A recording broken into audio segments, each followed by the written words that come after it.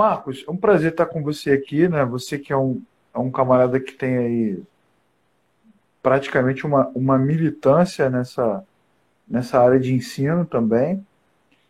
E eu te agradeço por ter aceitado o convite para a gente conversar um pouquinho sobre esses temas que são temas do nosso tempo.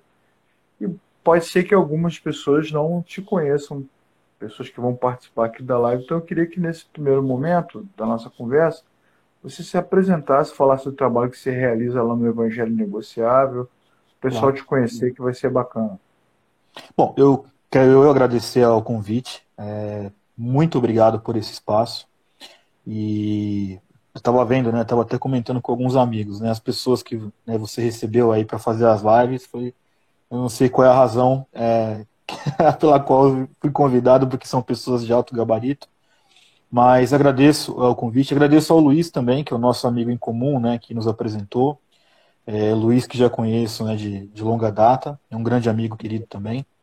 E, bom, eu dou aula no Seminário Haile de Teologia, né? Eu sou bacharelado, eu tenho bacharel em Teologia, bacharel em Ciências Contábeis, eu tenho alguns MBAs da minha área de contabilidade, evidentemente. Nós temos um projeto que é o Evangelho Negociável, que está nas redes sociais aí desde 2014. Nós começamos com o Facebook, que era uma febre muito grande, né? Na questão das páginas, né? Era uma coisa absurda naquela época. Verdade. E com o passar do tempo, nós fomos entendendo, né, que é importante, sim, eu acredito que todas as redes sociais têm o seu grau de importância, mas só fazia sentido qualquer partilhar de conteúdo a partir do momento que aquilo fosse útil para pra uma comunidade local, para uma igreja, especificamente, né? Então nós começamos a encorpar onde o evangelho negociável estava, né? Então nós começamos a construir o site, que nós temos até hoje, já são mais de 2 milhões de acessos que a gente tem no site. Nós adentramos para outras mídias, né, seja o Twitter, Instagram, o Tumblr também, que tem uma exposição alta, né? Então, isso para nós, ao longo de todos esses anos, só aumentou a nossa dose de responsabilidade. Nós sabemos do nosso alcance, né? Mais recentemente, nós estamos aí crescendo, né, de forma bem, como é que eu posso dizer? De forma bem sólida também no YouTube, com os trabalhos que nós estamos fazendo. Então, nós sabemos a nossa responsabilidade e sabemos que nós não podemos levar um evangelho açucarado, né, ou tratar essa questão de qualquer forma. Então, claramente não teria conseguido fazer tudo isso sozinho. Então, hoje, o Evangelho Negociável tem bastante gente envolvida e trabalho voluntário, assim, pessoas de diversas igrejas. Se tem algo que eu sempre gostei muito de deixar muito claro, é que nós não estávamos ali fazendo um proselitismo, né? Não, venha para a minha igreja, que a minha igreja é melhor. Nós nunca atuamos dessa forma. Nós sempre respeitamos qualquer, assim, até as divergências, né, que são extremas. Claro que aquelas coisas gritantes não tinham condições, mas as divergências que são pequenas, são secundárias, nós convivemos muito bem com isso. E hoje, né, o blog do Evangelho Negociável, a gente já chegou em mais de 30 países. E isso a gente Legal. glorifica a Deus mesmo, porque todo esse trabalho ele é 100% gratuito. Um exemplo, eu acabei de gravar um curso, né, chama-se Discipulado para o Evangelho Negociável, está disponível integral no YouTube, sem nenhum custo. São 8 aulas, hoje saiu a segunda aula, as aulas vão sair semanalmente, né? E a aderência está sendo muito boa, para a glória de Deus, são dúvidas comuns que nós filtramos ao longo do período, né, para poder ajudar aqueles que começaram na igreja, querem entender o que é a igreja. Então, o nosso foco ele é realmente esse, é partilhar o conhecimento da palavra de Deus, mas a gente sempre deixa muito missional a coisa. Missional em qual sentido? Tudo isso que nós fizemos e falamos só faz sentido se for útil aos envolvidos dentro das suas igrejas locais. Então, acredito que esse seja um bom caminho que nós estamos percorrendo, né, percorrendo ao longo desse tempo. Junto com isso também eu tenho o meu projeto paralelo a tudo isso, que são os podcasts que eu gravo semanalmente, também estão 100% disponíveis tanto no YouTube quanto no Spotify. Uma coisa que a gente sempre teve, que eu acho sempre muito válido de falar, nós do Evangelho Negociável, nós nunca trabalhamos com captação de recursos. Tem um lado que eu acho que é bom, porque as pessoas veem a nossa transparência, e tem um segundo lado que às vezes a gente tem um pouco de limitação de recursos, mas até hoje posso lhe dizer que O Senhor nunca nos desamparou. Então, dentro das nossas realidades, nós sempre fizemos um trabalho, buscamos fazer um trabalho que seja muito bom no contexto teológico e com o melhor recurso possível no que diz respeito à tecnologia. Então, isso é um resumo. E quem quiser ir participar, está mais que convidado para. Nós precisamos de bastante ajuda, de bastante pessoas que contribuam conosco. Toda ajuda ela é sempre bem-vinda. Legal, cara. É um trabalho muito bom. Eu tenho alguns projetos que são assim, né? São Sim. de relevância na área teológica, na área bíblica, de produção de conteúdo, né? Que é um problema que a gente tinha, né? Quando eu comecei a estudar, muitos anos atrás, a gente não tinha acesso à informação, não tinha acesso a bom conteúdo, e a rede social está aí para isso. Estudar custa caro, né, mano? Sim, Fazer olha, um bom da minha curso. época de formação, eu sempre comento isso com algum aluno, que às vezes eu também dou cursos presenciais, na igreja que eu pastorei na época. Aham. Eu sempre deixo muito claro isso. Hoje, você consegue entrar no Google, colocar lá estudo teológico X, você vai encontrar milhares de ocorrências. Na minha época, juro para você, Tinha eu tinha nada. era uma Bíblia Thompson emprestada, aliás, uma Bíblia Shed emprestada que eu tinha, não tinha condições de comprar, né, materiais, eu era muito pobre. Então, um amigo me emprestou uma Bíblia Shed para ser a Bíblia de estudo que me acompanhou nos meus 4 anos de seminário. Pois é. Então, nós tínhamos trabalho para fazer, nós íamos na biblioteca, tirava xerox e folha de almaço, Isso caderno. aí. Minha época era essa, né? Hoje Essa é uma, não. re- Hoje, Essa é uma realidade que o estudante de hoje não tem noção do que é, né? A não gente tem não tinha noção. acesso ao material, a gente não tinha Nada. acesso à literatura, e hoje você tem acesso até aos autores, né? Porque muitos deles Sim, vieram aqui, como você mesmo já narrou. sim. Eu tive privilégio de conhecer alguns recentemente, e não estamos falando de 100 anos, não, cara. Estamos falando da década de 80, década de 90, que é logo Isso. ali. Eu concluí a minha formação em 2000, né? E naquela época, o advento da internet já não era assim como é hoje. Nós não tínhamos Não, celulares com internet, não tinha nada disso, né? Então, exatamente. foi bem complexo e na minha condição, assim, eu fui bolsista no seminário, então eu não tinha... Eu justamente fui bolsista porque eu não tinha dinheiro de pagar, mas eu tive pessoas que me ajudaram, né, que investiram em mim e me Uhum, ofereceram uma bolsa, né? Mas era uhum. tenso porque o meu único material que eu tinha para levar para casa para estudar era uma Bíblia emprestada, Pois né? é. E sobrevivemos, né? Graças a Deus por isso sobrevivemos. A Bíblia Shed, que o Shed mesmo já falou, quando estava vivo, obviamente, que não foi ele que Sim, escreveu, né? sim, sim. Sim. É que Enfim, essa primeira versão que eu tinha foi, acho que logo a primeira edição que me emprestaram, quando ele saiu, quando fez a separação da Bíblia de estudo comentada Vida Nova para a sim, a Bíblia Shed. Vida Nova, exatamente. A Shed, a minha foi a primeira Shed que saiu desse vínculo, né? É, pois é. Enfim, é assim que começamos, né? Todo mundo tem um começo, né? E graças a É, Deus por isso. isso aí. Parabéns pelo seu trabalho, cara. É um trabalho mesmo. Esse tipo de trabalho de produção de conteúdo teológico relevante, sem nenhum tipo de alvo financeiro, né? Nem de tentar atrair pessoas para a própria igreja, Jamais. nem combativo, né? Nem denuncista.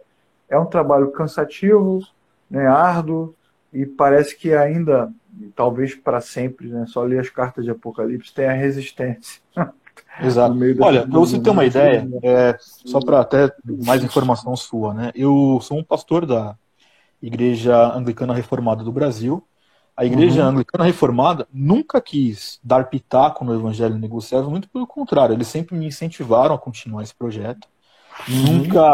Nunca atraíram para si dizendo assim, não, esse é um projeto que é nosso. Sempre me respeitaram muito, sempre, Legal. e eu acho isso maravilhoso, né? E nunca houve por parte dos bispos, né, da direção, que é uma igreja episcopal, né? Nunca houve por parte deles dizendo assim, não, faz lá uma propagandinha nossa. Olha, graças a Deus, sempre tive muita liberdade, isso eu acho muito válido falar. E dentro É muito bom. do Evangelho Negociável, nós temos lá presbiterianos, batistas, temos pessoas que vão na Assembleia de Deus, que nos ajudam no mesmo projeto. E isso eu acho maravilhoso porque, claro que entre nós ali, às vezes a gente vai conversar alguma coisa, pode ser que eu não concorde com alguma coisa que a pessoa está dizendo, mas é uma coisa saudável, não se tem uma guerra de egos, né? E esse Legal. tipo de coisa nunca atrapalhou o bom andamento do ministério, eu acho maravilhoso. acima de qualquer coisa, né, o que nos une é o desejo de propagar o evangelho, e está funcionando, está indo super bem, graças a Deus. Legal, legal. É isso mesmo, cara. A gente tem, eu tenho tentado fazer algo parecido com você, né? As Tá pessoas que bom. trabalham, a gente trabalha junto no trabalho que a gente realiza na Oficina da Palavra. A turma que está entrando no canal é que não conhece, a gente também tem um canal que é a Oficina da Palavra, que é onde a gente está fazendo as lives. E é o que você falou, abrindo o espaço para diferentes vozes, né? Você é anglicano, a gente já Sim. fez live com luterano, com presbiteriano, com batista. Essa semana a gente tem uma live com o Jonathan amanhã, que é da Igreja Batista. A gente tem Uhum. uma live sexta-feira com o Jeremias do Couto, que é da Assembleia de Deus. Né? Pastor Então a gente Jeremias, tem. conheço ele. Exatamente. Então a gente tem um trabalho também deixando as pessoas falarem, né? Dizendo o que elas pensam. Exato. Muito bom. E tentando, nesse ponto, trazer luz e trazer lucidez. E aí, pegando o gancho para nossa conversa, né? Vamos lá. Sobre a relevância do cristianismo, mas principalmente sobre a relevância da igreja brasileira. Quando você começou a conversar comigo aqui, você falou sobre proselitismo, né? Sobre essa Sim. coisa de pessoas na rede tentando atrair gente para a sua própria igreja, como se cada um defendesse a sua própria voz, Sim. entre aspas, aí, profética religiosa. Você acha, cara, diante do que você observa na rede, dos seus seguidores, do que você trabalha, você acha que a nossa realidade hoje ainda é de profunda divisão? A gente tem aí uma comunidade evangélica no Brasil fragmentada e todo mundo querendo tomar conta do bolo, como querendo sair na frente, tipo assim, eu sou a voz de Deus nesse espaço. Como é que você vê essa realidade nossa multidenominacional, multiconfessional? Olha, sinceramente falando, vejo muito essa divisão, tá? Projetos assim como o seu, como até o Evangelho Negociável também, que recebe pessoas de outras denominações, são algumas das poucas exceções que eu particularmente conheço. Se tem algo que eu vejo esse é o lado ruim das redes sociais, é que infelizmente ela deu voz para muita gente. É claro que todo mundo tem o direito a se expressar, mas muita gente não tinha a menor condição de formar um raciocínio, porque estavam aprendendo ainda, né? Houve uma Uhum. época, uns 4 anos atrás, mais ou menos, que eu me deparei aí com diversos e diversos casos de pessoas que criavam uma página na internet, e a página explodia, 100 mil seguidores, alguma coisa assim, e o cara ia fazer live, ele pegava um texto pronto, ele ia lendo na live, reproduzindo algo que ele leu, que ele não entendeu. Quando alguém fazia uma pergunta um pouco mais, olha, mas e isso? Aí o cara dava uma travada. Péssimos testemunhos por detrás disso tudo, porque isso pesa, né? O cara, ele se acha uma figura pública, e aí ele Verdade. começa a tecer opiniões, e, assim, opiniões a partir da premissa dele. Tá todo mundo errado, o cara tá certo. Então, isto eu vi e vejo com bastante frequência. Eu considero que isso é uma prova muito clara, né? Não é um julgamento precipitado, mas é uma constatação de que esse é o lado ruim das redes sociais, que dá voz a qualquer pessoa. De um outro lado, eu reconheço que as redes assim, são muito válidas para esse tipo de trabalho que a gente faz. O problema é que, enquanto o desejo de se encher a própria igreja for maior do que o desejo de levar o evangelho, nós vamos conviver com isso. Então, eu, sinceramente, também não tenho nenhum tipo de ilusão que isso vá parar um dia. Né? Só mudou o modus operandi. Né? No caso, as pessoas elas faziam isso sem a Deu uma internet. congelada aí, uma congelada leve na nossa live. Oi, mas Voltou? foi. Eu tô te vendo. Não, beleza, tô te vendo. Isso faz Ah, parte, assim mesmo. Fica tá tranquilo bom, que eu tá bom. tava assistindo a CNN agora, travou tudo também, não é só a gente que trava, não. Não, beleza. Tranquilo. Assim, eu não tenho esperança da mudança porque o que muda é só o ambiente em que é feito o proselitismo. Então, antigamente era comum, se eu estou numa igreja X, eu vou visitar a igreja Y, os caras já ficam no meu pé. Não, vem para cá, vem para cá. Isso era comum. Verdade, Hoje se faz verdade. muito isso a título de ser o detentor da verdade, né, a título de ter uma teologia mais sólida, mas isso me dá evidência, como eu falei, não um julgamento, mas uma constatação de que essas pessoas não leram, talvez não entenderam ainda o Evangelho, e tampouco leram aqueles historiadores, né, ou a mesma história da Reforma, que eles tanto são. Né, hoje eu sempre brinco, né, que tem os fiscais da Reforma. Né, se É você falar alguma verdade, coisa que eles acham que foi um pouquinho fora da da ortodoxia, você é achincalhado nas redes, isso é comum. Esses que se dizem fiscais da reforma também não leram nem os reformadores. Porque quando Exatamente. você lê os reformadores, você sabe que não se falava de um proselitismo, se falava de um evangelho vivido, vivenciado, sabe, fora do momento, assim, aquela coisa atemporal, que é justamente o oposto do que é praticado. Então, sim, vejo muito, e com tristeza, né, vejo bastante dessa divisão, e também, não sendo bem franco, não tenho esperanças que isso vá mudar tão cedo. Mas a gente não tem posicionamentos claros. Assim, na verdade, quando você olha para o mundo, para os Estados Unidos ou para a Europa, você vê diferentes movimentos ou diferentes pensamentos evangélicos Sim, cristãos em diferentes linhas de pensamento, às vezes dentro de um mesmo recorte. Mas no Brasil, o que a gente vê é uma disputa alucinada por relevância, né? No sentido de que há pessoas que chamam para si mesmo essa coisa da voz profética, da voz espiritual. E aí como você falou que não tem esperança de ver melhora, parece que isso torna a nossa voz irrelevante. Diante da crise que a gente está vivenciando, que é uma crise institucional, política, né, crise de governo, crise na educação, crise de todas as áreas, quem que você olha hoje, Marco, que você observa no meio evangélico, multidenominacional, multiconfessional, que são referências, que são procuradas? A impressão que a gente tem é que a gente não tem mais essas referências, essas vozes assim, conselheiros, né? Gente que você, sim. não, vamos ver o que o fulano pensa. Você enxerga, cara, essas referências? Elas Olha, existem? Não existem mais? assim, as referências que eu particularmente tenho são referências que estão fora do foco. Vou tentar dar um exemplo aqui para você, né? Eu percebo que tem um livro que até um amigo meu, que é o Daniel Kincheski, ele escreveu, que se chama A Gênese do Estado, né? E ele Uhum, fala de como a igreja deveria se portar diante do Estado, né? O Estado não foi constituído para impedir a igreja, né? São coisas distintas aí. Mas, uhum. assim, o correto, quando você olha para os princípios, pelo menos da Reforma Protestante, você sabe que a igreja ela deveria ter posições extremamente firmes contra ou a favor do governo. Ela tem que se posicionar contra os erros e elogiar os acertos do Estado. O correto deveria ser isso. Bom, hoje no Brasil, me diga, quem é que faz isso? Ninguém. Ninguém faz isso. Né? Um pouco antes da gente entrar aqui, eu estava mexendo no Facebook, aí alguém compartilhou lá o Silas Malafaia falando, né, que defendendo, lá, falando que o STF está fazendo isso e aquilo, né?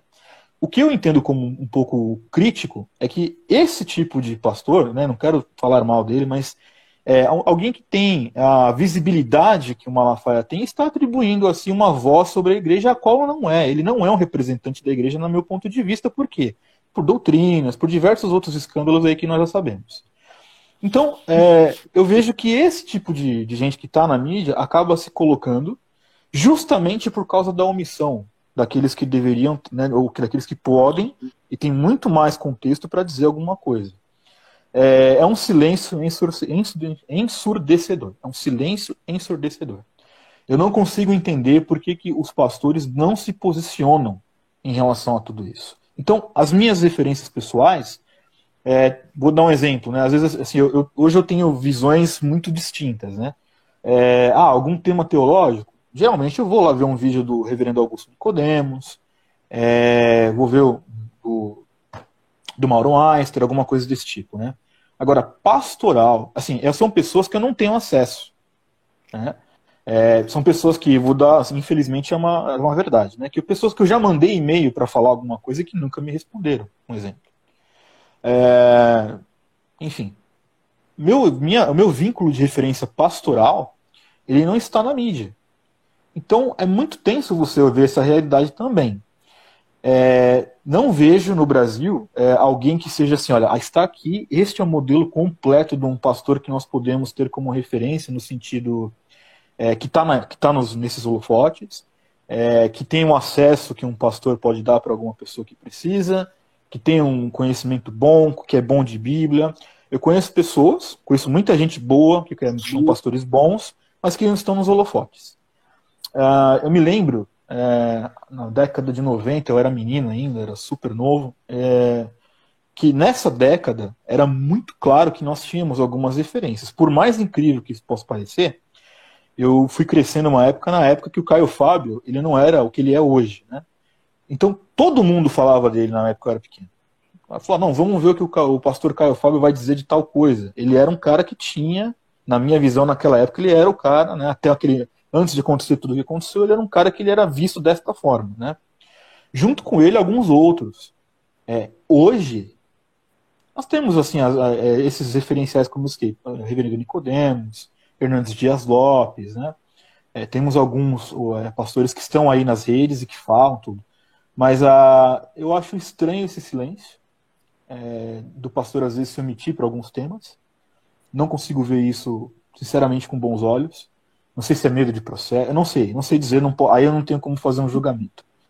Mas que, enfim, a voz profética, de fato, me dá um pouco de insegurança, assim, de ver que se limitaram às 4 paredes da igreja. Ser igreja sal dentro do saleiro é uma coisa fácil até. Legal. Sabe, então...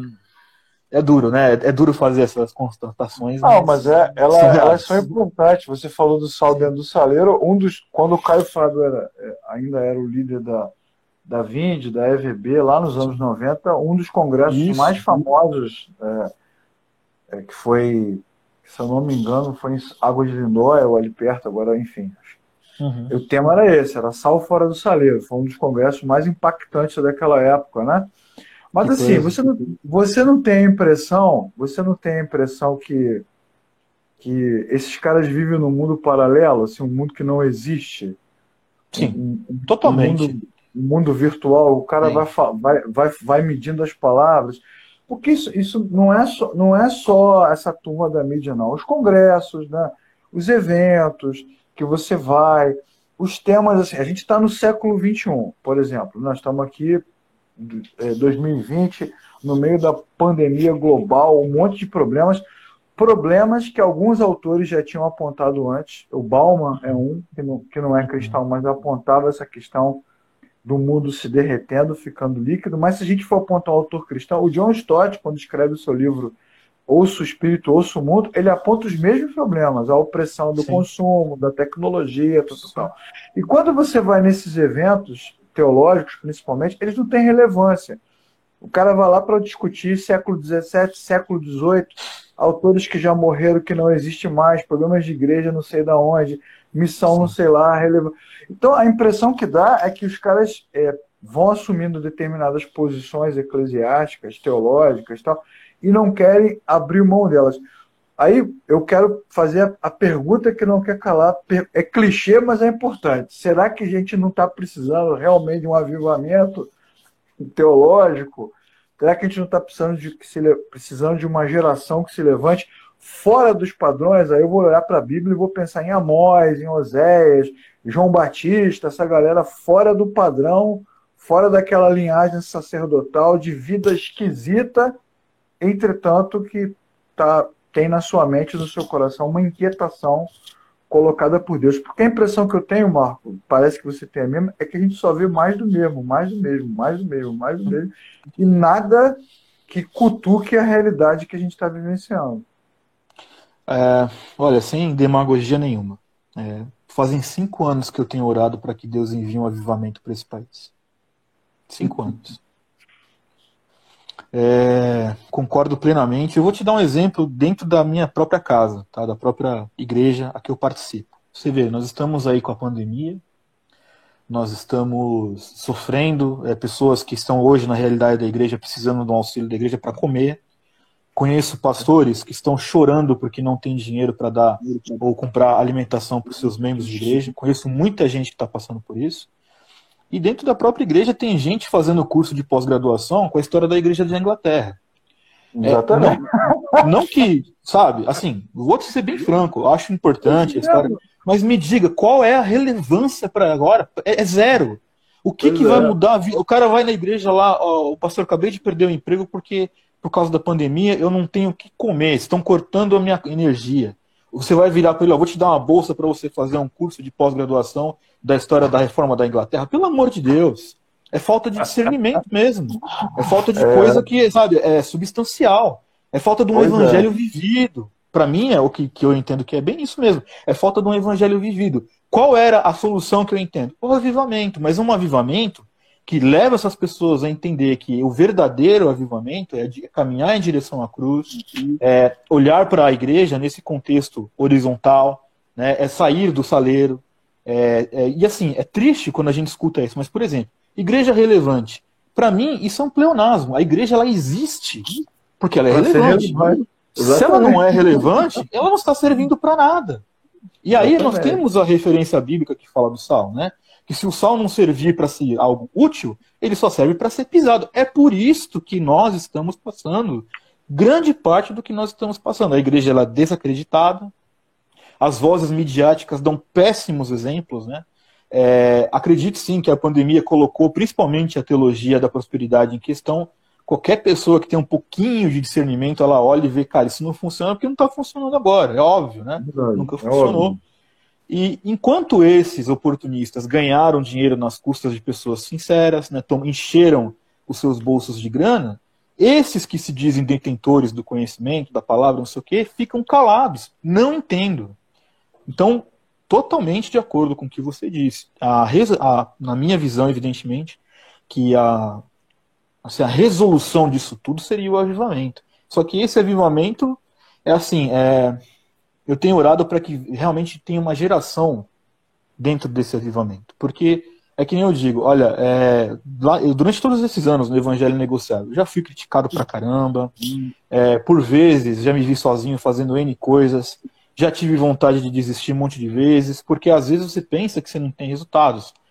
Mas muitas, é aquela coisa, por vezes, eu já me vi como aquela voz que clama no deserto. Falou, cara, nem que eu pague do meu bolso, a gente mantém essas coisas todas no ar, a gente se vira, mas alguém precisa dar um tipo de resposta. É claro que somente a gente, né? É óbvio que seria uma presunção achar que nós vamos mudar o mundo. Mas se nós conseguirmos, assim, isso eu tenho muito claro comigo também, se nós entendermos a nossa missão, e se nós conseguirmos ser útil para uma pessoa apenas, nós já não vivemos em vão. E isso eu vejo. É claro que como sou professor de teologia, então claro que eu levo a sério a questão de estudos, é óbvio isso. Mas isto tudo, uma carga absurda de conhecimento, uma carga de historicidade, sem prática, não vejo o menor sentido. É melhor que o cara vá fazer faculdade de história para ele dar aula de história. Agora nós estamos falando do reino de Deus, né? E eu tenho o pastor Jonas Madureira, que eu gosto muito dele, ele é batista, inclusive, e um vídeo dele ele coloca que o seminário ele é uma prova da deficiência da igreja, porque a igreja primitiva não tinha seminário. Lá o que tinha eram pastores que formavam outros pastores e assim por diante, ensinavam a Bíblia, etc. Né?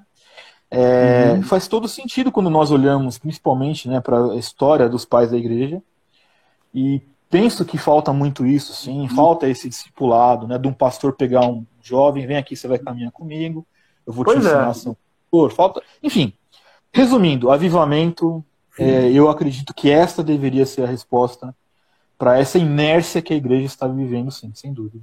De fato, os seminários surgiram para responder uma deficiência que as comunidades tinham na formação, mas hoje a gente está precisando de um seminário para substituir o seminário, né? Porque os próprios seminários também estão demonstrando... O seminário para os seminários, né? Para os seminaristas. Seminário. Porque o cara vem para o seminário, ele não conhece a Bíblia, ele não conhece as histórias da Bíblia, ele não tem fundamento para as questões mais básicas da fé, não sabe, como diz o apóstolo Pedro, não sabe explicar a razão da própria fé. E quando você propõe, né, muitas escolas de teologia se autodenominam bacharelado e tal, quando você propõe um estudo mais erudito, né, o cara acha que você está exagerando, pegando no pé dele, perseguindo, enfim, você é mal visto. O legal é o professor que ora, né, que conta história, que tem aquela espiritualidade ali, entre aspas, né, uma espiritualidade piedosa.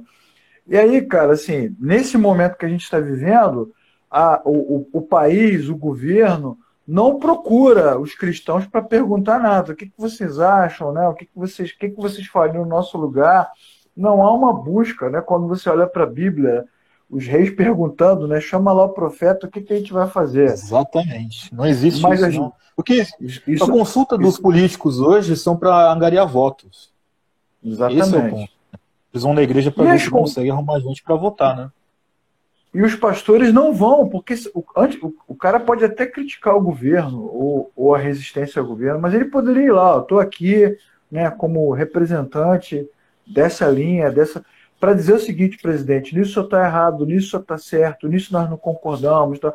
O cara não vai lá para se expor porque também não interessa. Você acha, Marco, que com essa pandemia, com essa ruptura, com essa crise econômica, em função dessa, entre aspas, né, inutilidade eclesiástica, né, inúteis, ministérios inúteis, você acha como é que você vê daqui para frente? Você acha que algumas denominações vão acabar, vão desaparecer, vai aumentar o número de desigrejados, as pessoas vão falar assim, pô, a minha igreja não serve para nada. Como é que você está vendo a caminhada dessa pandemia que parece que não tem fim, porque parece que os casos estão voltando, né? Na Europa, na China, a gente não sabe o que vai acontecer. Qual é a sua percepção? Você acha que é mais fácil as pessoas entrarem no esquema e vamos que vamos, ou você acha que a gente está perto aí de uma grande depressão religiosa? Olha, o que a pandemia fez na igreja foi mostrar quem de fato era ou não era igreja. Isso já está muito claro, né? Quando nós combinamos de conversar, eu conversei com muitos amigos meus sobre o tema que nós iríamos falar, porque, assim, falar da igreja no período da pandemia, nós precisamos ouvir o que a igreja também está dizendo para nós, né? Eu conversei com amigos meus que têm igreja no Brasil, fora do Brasil, por exemplo, no Chile, eu tenho bastante contato com gente do Chile, na Inglaterra, tudo, para ouvir esse tipo de perspectiva.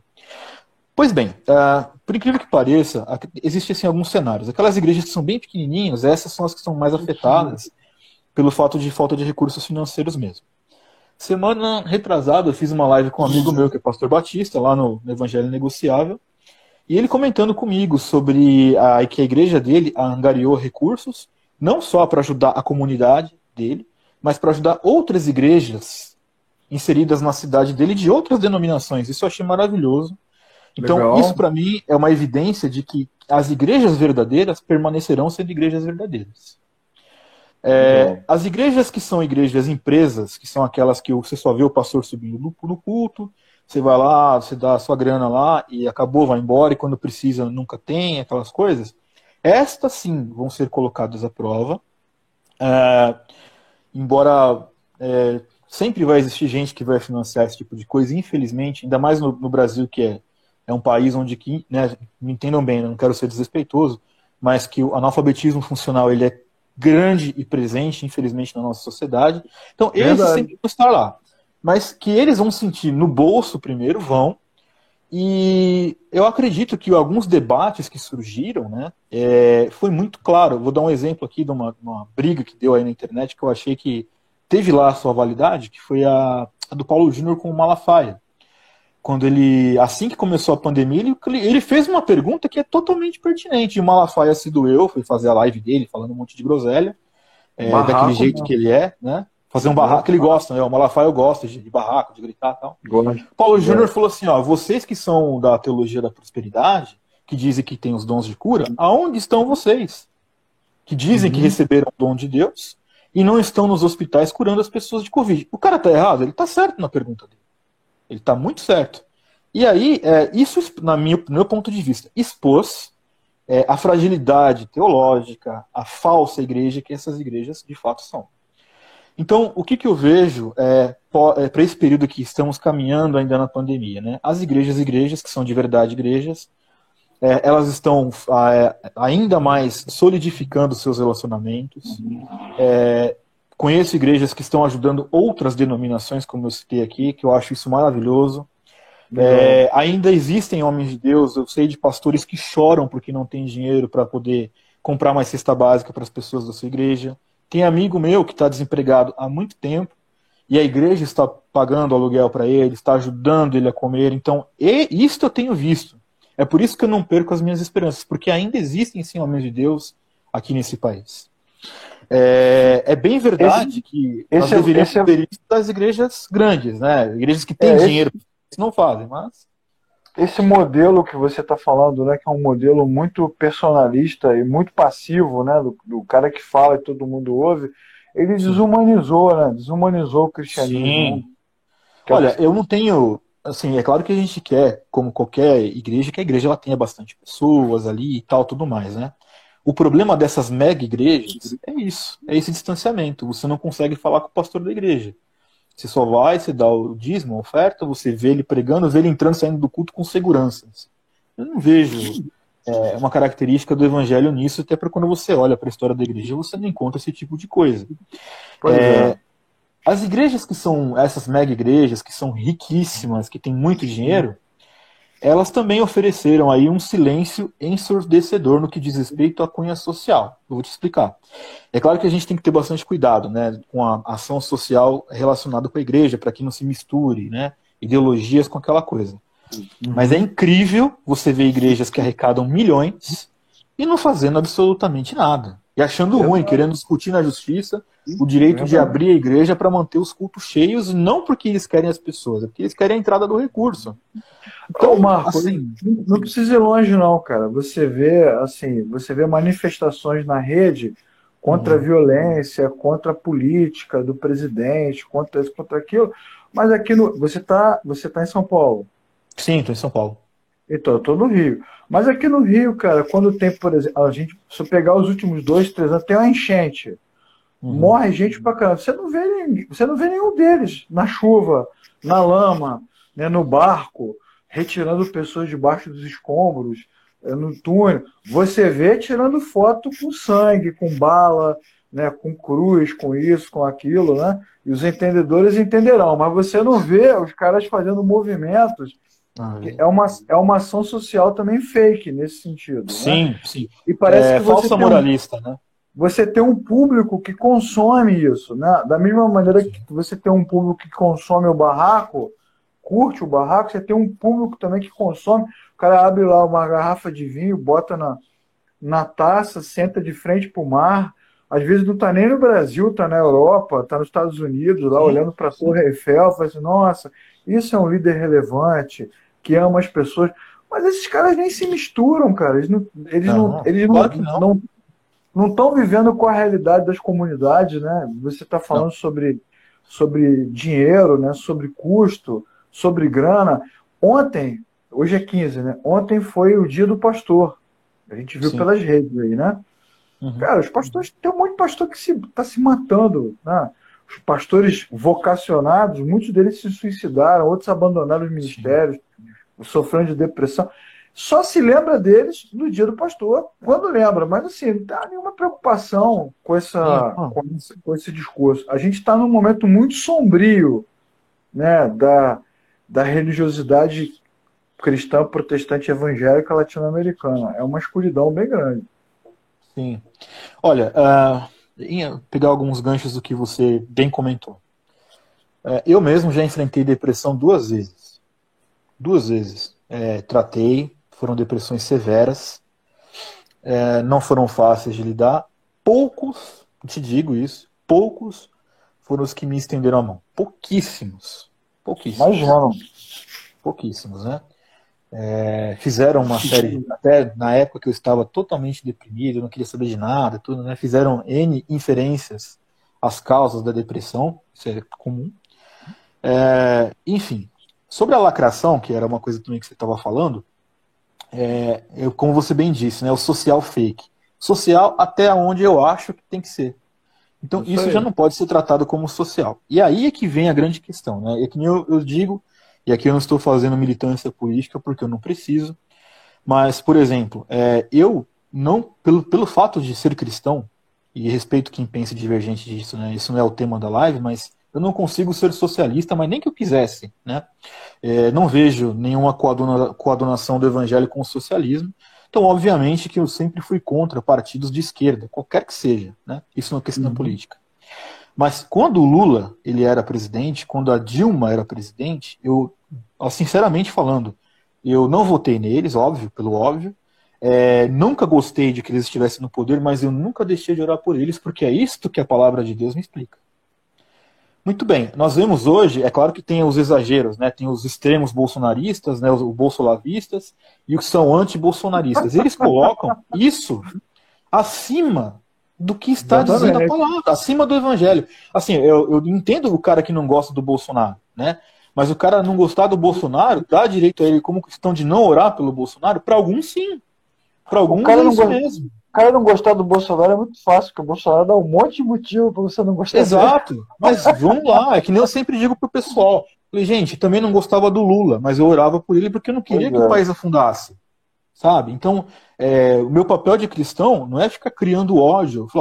Eu sempre tive comigo que o Lula era ladrão, ele foi condenado, se comprovou que ele era ladrão. Ainda assim, enquanto ele estava lá no poder, eu orava por ele. Qual é a dificuldade que esse povo tem de orar pelo presidente, de orar pelas autoridades que foram constituídas? Será que o evangelho se enquadra naquilo que me atende? As pessoas eu oro pelo Lula, mas não oro pelo Bolsonaro. Isso. As pessoas olham de fora, olham para essas comunidades, para essas igrejas, para esses canais, né, para essas vozes, e não conseguem ver relevância nelas porque elas são parciais nesse sentido. E a gente está num momento de lacração tão maluco que você não tem, né, você não tem o contraditório dos dois lados, você só tem o contraditório de um lado. Né? Você não tem espaço para o diálogo, você não tem pressuposto. É o mesmo caso da teologia que a gente estava discutindo com relação ao seminário, né? O cara discorda porque discorda, né? Isso me lembra até um texto que eu li outro dia, o cara falando que o professor estava dando aula de filosofia e o aluno disse assim, professor, eu não concordo com o que Nietzsche disse. Aí a turma ficou perplexa, em silêncio, estado de choque, esperando. E o professor respirou profundamente e disse, mas você não concorda com Nietzsche por quê? Todo mundo aguardando uma argumentação. Ah, porque eu não concordo, é a minha opinião. Pronto. É assim que a gente está. É nesse nível que a gente está. E tem aquela questão volúvel, né? Que é aquele cara que faz questão de ser do contra, né? Você fala, não, mas o Bolsonaro fez tal coisa. Não, é verdade, isso aí você tá certo. Não, discordo. Ele já discorda porque o cara concordou. Tem muito disso. Né? Exatamente. Enfim, mas eu creio que... Por isso que eu também entendo sobre o avivamento. Né? Porque, assim, no fim das contas, todos nós temos direito de ter uma orientação política. Qualquer que seja. Exatamente. Mas, o que é que a Bíblia nos fala? O que a Bíblia nos orienta sobre isso? Sobre orar. Então, às vezes eu desconfio que o cara que ele faz tanto ódio na rede social contra um presidente XYZ, será que ele ora pelo aquele cara? Porque do jeito que ele fala do cara, é meio difícil de acreditar isso. Né? É complicado. Enfim, muito. Mesma coisa essa. A gente começou a live falando das rupturas, né? Parece que a gente tem um monte de cristianismos dentro do cristianismo. A gente nem se reconhece mais, né? Tem fragmentos, né? Tem fragmentos. Enquanto você tem discursos que são híbridos, né? A gente falou dos caras das redes sociais, os grandes ícones, eles fazem os discursos meio híbridos. Então, hora que você não sabe se o cara é pentecostal, se o cara é reformado, o que ele é, porque ele quer manter... Faz o agrado, né? Faz o agrado, você também tem o discurso da ruptura total, da maluquice total. Então, falta relevância. Que caminhos você apontaria, Marco? Vamos imaginar que amanhã a gente tem aí, final de 2020, 2021, início do ano, a gente tem uma estabilização da doença e a coisa fica controlada e a vida volte ao normal. Que caminhos você apontaria para a construção de uma nova geração, de uma comunidade de fé mais relevante na área do ensino, da teologia e principalmente na área da autonomia do pensamento, que a gente precisa de uma igreja que pensa. Sim, né? sim. Precisamos de cristãos que pensam. Que caminho você apontaria? Olha, é incrível o que eu vou te dizer, mas às vezes, né? Às vezes o óbvio tem que ser dito. Né? Qual é o nosso modelo? O que nós temos como referência? O que nós temos como referência é a igreja primitiva. E aqui eu não estou defendendo tirar a instituição da igreja. Não, eu só acredito que o que nós tínhamos que fazer nesse período pós-pandemia era seguir o mesmo caminho que os nossos irmãos que nos antecederam e que está aqui, né, principalmente no livro de Atos, fizeram. O sentido de ser igreja. Eu acho que a igreja ela precisa ser igreja.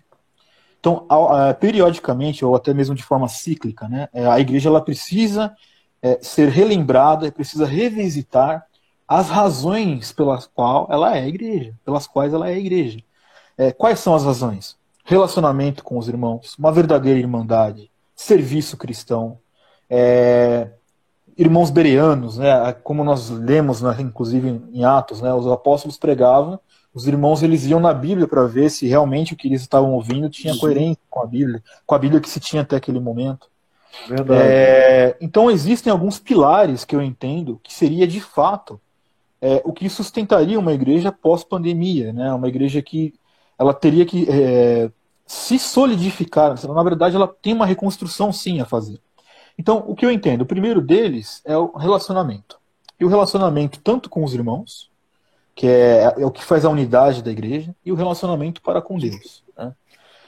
No segundo momento, o serviço cristão. E dentro dessa gama do serviço cristão está, sim, aquela distribuição de dons que também nós vemos na palavra de Deus. Né? Deus chamou um para pastores, outros para mestres, esse aperfeiçoamento dos dons, mas com o objetivo de servir a igreja. E não com o objetivo de vender cursos, não com objetivos escusos. Né? Então, eu entendo que há uma necessidade básica e óbvia de se voltar ao Evangelho. E este sim eu considero um grande desafio para a nossa igreja. Porque a igreja ela está viciada, ela vem já trabalhando dessa forma há muitos e muitos e muitos anos, e pelo fato de encher a igreja, se tem essa ligação. As pessoas acham que uma igreja que enche, ela necessariamente é uma igreja bíblica ou uma igreja que agrada a Deus. Isso é um perigo. Porque números nunca pelo menos quando nós lemos a história da igreja, né, o Senhor ia acrescentando aqueles que eram chamados para ser da igreja, mas não me parece que é uma métrica dizer que uma igreja de 100 membros ela é mais abençoada do que uma de 5 membros, um exemplo, sim, por dizer. Então, essa reconstrução, ela passa por coisas que são ardidas. Esse relacionamento com os irmãos, que se perdeu muito também na pandemia, né, até pelo isolamento, distanciamento. Verdade. O vivenciar a igreja, que é incrível, essas pessoas não conseguem entender o que é a igreja, né? A igreja ela tem a instituição, mas na etimologia da palavra eclésia, né, é uma assembleia. O que constitui uma igreja são as pessoas, e não o prédio que agrupa essas pessoas, né? Então, e nem o indivíduo, e nem o indivíduo isolado, como tanto se fala, né? Você é a igreja, não tem você a igreja somos nós, nunca é um cara só. Exato. É que os desigrejados perderam muita força, porque o argumento não se sustenta, né? O cara fala assim, não, eu sou a igreja, você mas você não é sozinho. Então não adianta você dizer que você é a igreja sozinho, porque isso não existe, né? O Russell Shedd, inclusive, escreve muitas vezes sobre isso, né? Cristo morreu pela igreja. Exato. Cristo se deu pela igreja. Nunca é pelo indivíduo, né? O indivíduo ele é puxado pela graça de Deus para o coletivo, mas é sempre o coletivo, nunca é o cara sozinho, porque esse olhar, e talvez seja essa uma das causas, se no futuro a gente for fazer uma análise sociológica do que a gente está vivendo hoje, mas muita da nossa pregação ficou antropocêntrica, né, iluminista, racionalista, e o cara acha que Jesus veio da eternidade por causa dele, indivíduo, né? Mas Cristo veio por causa de Cristo mesmo. A gente está se beneficiando dessa decisão, é diferente pra caramba. Olha, então assim, pegando um gancho do que você acabou de falar, imagine você o desafio que a igreja tem de trazer essas duras verdades à tona, né? Depois de anos viciados em pregações que exaltam a si mesmo, né? Existe um dos males assim, que eu considero ruim nas redes sociais, que são esses pastores modinhas que nós temos hoje aí, que falam, você é o centro do coração de Deus, essas idiotices, me desculpe, mas é que é o único termo que eu consigo encontrar, né? E esses caras arrastam uma multidão incrível. E é por isso que eu digo que a ignorância bíblica... O cara descobre a pólvora. O cara vem com uma roda, o cara inventou a roda, né? Ela vem com uma afirmação da Idade Média, ele vem com a afirmação da Idade Média, como se tivesse descoberto hoje. E o cara forma cada opinião na internet, e a galera pira, não, é isso mesmo, e tal. É igual um outro aí que esses dias falou aí que, não, se eu te falar, ele ainda faz uma cena, né? Ele pega a Bíblia assim, ó, você tem o mesmo valor que Jesus, e joga assim, ó, pra fazer aquele estardalhaço e tal. E o povo Rapaz, aplaude. mas, Marco, olha só, o nosso amigo lá que foi para a ilha e matou todo mundo, né? Que é sempre citado, né? O pastor americano, lá, o evangelista. Sim. Se você vê o documentário sobre ele que tem na Discovery, na HBO, né, que é um documentário baseado em gravações dos programas de rádio e depoimentos dos membros da igreja que sobreviveram, né? Uhum. Até o Chico Anísio tinha um quadro que ele imitava o grande preletor americano lá.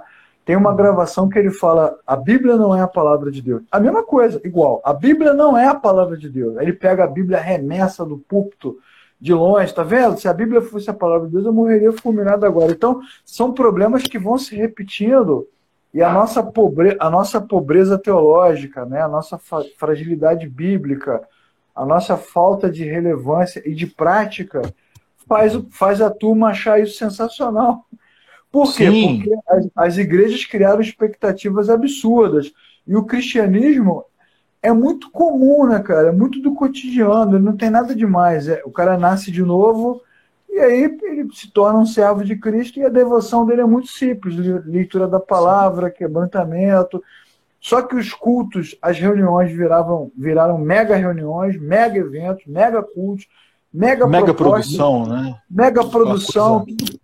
tudo performático, então uma expectativa enorme, como se o cara fosse um super guru, mas o cristianismo é muito simples, então essas Sim. descobertas, elas inflamam. O cara precisa de uma descoberta por dia para manter a lacração do público dele.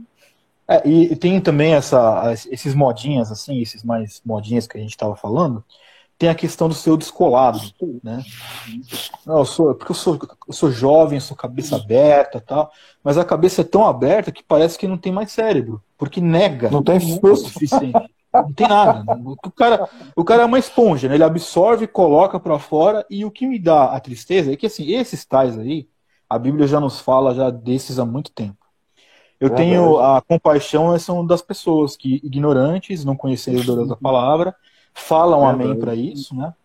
E aí, isso também foi uma das propostas na época do Evangelho Negociável, né? Que nós chegamos juntos a essa conclusão. Não adianta a gente só ficar achincalhando esses caras, não adianta. A resposta que nós temos que dar é a pregação do Evangelho, É ensinar. é ensinar. Então, é para isso que nós existimos hoje, né? E me alegro quando vejo que existem outras iniciativas, porque nós temos as nossas limitações, e eu oro por isso. Então, eu sempre tive muito claro comigo, por exemplo, o cara às vezes não quer fazer parte do Evangelho Negociável. Não faça. Mas eu tenho um projeto que eu estou fazendo isso. Algumas pessoas do Evangelho Negociável estão assistindo aqui. Nunca cobrei um centavo que for para pôr texto no site, para divulgar. Se o projeto é bom, sempre teve Legal. todo o nosso apoio, né? Então, a resposta que a gente tem que dar para essa nutelice de hoje em dia é a pregação do Evangelho. E nesse sentido, eu sou um pouco duro, porque, assim, eu fico com a palavra. Se soar legalista, que soe. Se soar açucarado, que soe. Mas eu fico com a palavra. Porque é a chance que eu tenho de errar menos nas nossas convicções, nos nossos ensinos, enfim. É a resposta que eu entendo, né? Voltando àquilo que foi falado sobre a igreja, supondo que em breve essa pandemia vai embora, voltar aos marcos do Evangelho, né? A comunidade relacional, relacionamento com os irmãos, com Deus, mas o apego necessário, né? À Santa Escritura, o ensino da palavra, né? A pregação Verdade. expositiva, enfim, é um Verdade. desafio grande. É um desafio grande. Já que você falou dos marcos do Evangelho, as edições de Vida Nova tem aquela coleção, as marcas da igreja, as 9 marcas, né? Sim, os Coleção Nine Marks, muito que é bom. baseada no trabalho do Mark David. Eles colocam lá a lista de coisas que a igreja esqueceu durante os séculos e precisa recuperar. A número 1 é a pregação. Sim. Porque Eu você tenho vê. esses livros, são excelentes. Então, são simples, né? Você pega lá Simples. o livretinho sobre conversão e você descobre o quanto as pessoas se esqueceram do significado do novo nascimento, né? Do Olha, que deixa eu te contar isso realmente uma coisa representa. que você vai achar quase incrível, né, pelo que nosso papo aqui. Esse curso que a gente colocou agora no Evangelho Negociável, ele teve fruto em salas de aula. Eu vou te dar um exemplo, até um gancho de uma coisa que você falou, seminaristas, né? Uma vez fui dar uma aula para primeiro ano de seminaristas, né, primeiro semestre, né? Então você já sabe que você vai encontrar de tudo no primeiro semestre do seminário, né? É Aí eu verdade. fui dar uma aula de doutrina básica. E aí eu perguntei para uma sala de aula que tinha 80 alunos, que eram seminaristas, o que é o evangelho? 80 alunos, 80 seminaristas. Eu perguntei o que é o evangelho e nenhum me respondeu. Pois é. É Isso basicamente isso. aconteceu, não foi uma só vez, tá? Já aconteceu em outras turmas. Na igreja que eu pastoreava, eu fui dar aula para as pessoas que estavam ali, que estavam já sofrendo há um tempo, tudo. Assumi a igreja, fui para lá. Vamos fazer pessoas que estavam há 10, 15 anos na igreja. Primeira aula, o que é o evangelho? As pessoas não sabiam. Nesse curso que a gente fez, a primeira aula, o que é? O que é o evangelho? Pois Então é. é incrível que as pessoas não sabem o básico. Ó, por exemplo, nós disponibilizamos uma aula hoje. O nome da aula, quem é Jesus? Nós estamos falando de coisas básicas. E é incrível que grande parte das pessoas que estão na igreja não sabem o que são as coisas básicas. E esse é um desafio Marco, muito grande. eu assim, lamento muito que a nossa live vai terminando. A gente tem mais um minuto, porque o papo é muito bom. A gente pode pensar numa outra depois para dar uma Vamos sim. esticada ali no ponto, né? Mas eu vou Valeu. te dizer, cara, assim, independentemente de qualquer coisa, para as pessoas que estão nos assistindo, eu acho que a gente precisa fazer, como diz Agostinho, meia culpa, máxima culpa, né? Todo mundo tem que fazer uma autocrítica, porque Claro. de fato, a gente tem um problema religioso, tem um problema sistêmico da igreja brasileira, ok, isso é um fato. Mas a gente também tem o problema dos indivíduos, né? Eu dei um curso, esse canal que eu tenho lá, a Oficina da Palavra, é resultado de um curso que eu dei durante 10 anos, semanalmente, de estudo bíblico expositivo. Os irmãos não iam, entende? Os irmãos não Te iam. entendo É isso. muito. Então, Te então entendo muito. a gente cria o canal porque os que se interessam não podem estar. Então Exato. você cria, não, porque nós amamos a palavra, a igreja precisa da palavra, mas quando você tem a palavra, os caras também não vão. Então, e talvez seja esse o momento também das pessoas fazerem essa crítica, Sim. essa autocrítica Autocrítica. dessas oportunidades que elas tiveram muitas vezes de ouvir, de aprender, e não foram. Marco, obrigado, tá, cara? Vamos marcar Eu que outra aí pra gente agradeço. fazer um Continuar barraco o aí na papo. internet. Vamos. Obrigado, gente. Fiquem com Deus aí. Valeu, um abraço. Abraço.